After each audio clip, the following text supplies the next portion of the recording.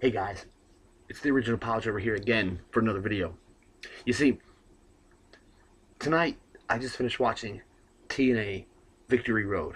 And let me tell you, there's nothing about that pay-per-view that was any good whatsoever. I mean, come on. You see, you had a bunch of matches, whatever, whoop-de-doo. It's like a big 3-hour TNA Impact.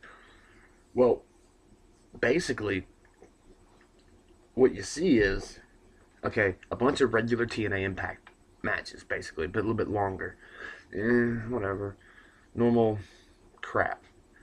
The X Division title, the Ultimate X match, was pretty decent, I think. Kaz ends up winning against the Jersey Shore dude, and the Young Bucks, or whatever they're called now. It was a decent match. The whole confrontation and the bitterness between the two Bucks was predictable. The one, it's his birthday, so it's for him. Like he tells his brother, like, you're gonna win it for me. Remember, we're gonna help me win it. And then of course the dude's like, yeah, cool, man. It's your birthday. It's for you, man. And then they get to the point, and it's like, nope, I want it. No, I want it. So they're like fighting, and then Kaz gets up there. Then shore dude gets a ladder. Okay, tries to climb up it, and then here's Kaz going above the ring, on the little scaffolding thing between that and the wire and everything. It's kind of cool. He's like doing his little thing. I've always liked Ultimate X matches. They're always entertaining to me. Of course, it does depend on who's in the match, but tonight was pretty decent. Kaz wins. I have no problem with Kaz. I kind of liked it. I kind of like Kaz. Suicide, whatever. So that was a pretty decent match. Now, the number one contender match, all the other matches I don't really care about. The women's tag team match, no, I don't care. Bubba Ray, Bully Ray and Tommy at the beginning of the match, or beginning of the pay-per-view, rather, is the first match opener. It was decent, it was regular, ooh, look at me, I'm Bully Ray, and I don't know why this feud is continuing. What's the point? Because they got nothing else to do as a tag team, and they're just trying to prolong their reason for being in TNA, which makes no sense to me because, I've always liked the Dudleys, Team 3D, whatever you want to call them. I've always liked them, except for when it was Deacon Batista and the priest, like the preacher gimmick. Not that the story itself was bad, but it was just kind of pointless. What was the point behind that? I don't know. But anyway, I've always liked them, and tonight I just realized, I realized it a while back, but that storyline makes no sense. I don't understand it. So, whatever. Um, but yeah, Devon's sons distract Bubba. Then Devon comes in from behind, sets a table up right behind Bubba. Tommy gets up. They do a 3D to Bubba. Tommy wins. Whatever. Okay. But it's Tommy and Bubba, not Devon and Bubba. So where does Tommy fit into this equation? It makes no sense. Because they're all ECW brothers. Hardcore forever. For life, whatever. I don't know. It's kind of irrelevant. Moving on to pretty much the only other match was the number one contender match, which was uh, RVD versus Ken Anderson. Now, this whole number one contender storyline thing has been going on forever. Anderson had the title, he dropped it to Hardy. Okay, whatever. And then he's due his rematch, but he doesn't get it because Sting is appointed. And then Anderson or something, and then blah, blah, blah. It's so confusing, but Anderson wins another match to become number one contender, but then Sting gets the spot instead. So it's like, what's the point? Why even give him a match to be number one contender if the network wants Sting?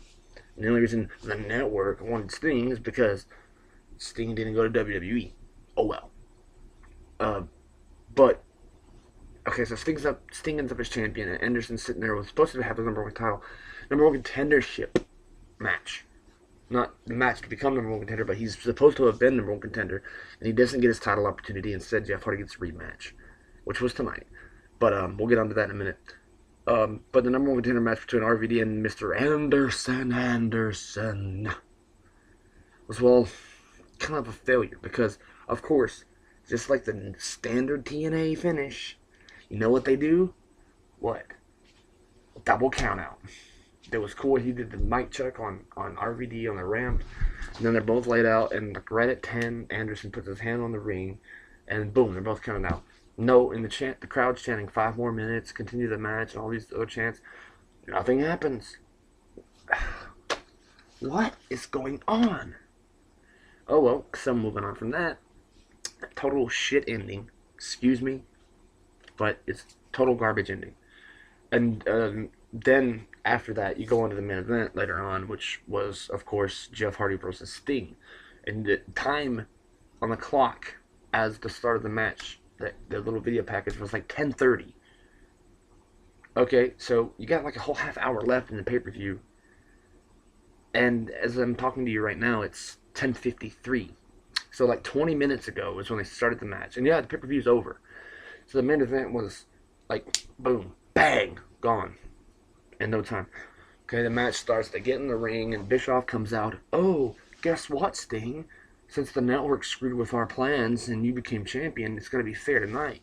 So I talked to Hardy, and he didn't have time to prepare for you, and he lost the title to you, so you don't get to prepare for our stipulation for tonight, which is a no DQ match. So, Sting gets in there, corners Hardy. The referee's like, oh, you got to break the hold, because he's got him up against the ropes, right? He's like, you got to break the hold. Okay, first of all, there's no DQ, so why does he have to break the hold? What's he going to do? I mean, if he's got him in the corner, why does he got to break it? Is he going to get disqualified? No, because there's no DQ. So, I don't get that. So then, there's like a little bickering, whatever. Oh yeah, I forgot when Bischoff came out and said that there was no DQ, Sting let him out. And then then after that, Sting cornered Hardy, and then he had him against the ropes. Refs like break the hold. It was Brian Hebner, looking just like his old man. He's gonna screw a heart one day probably, but so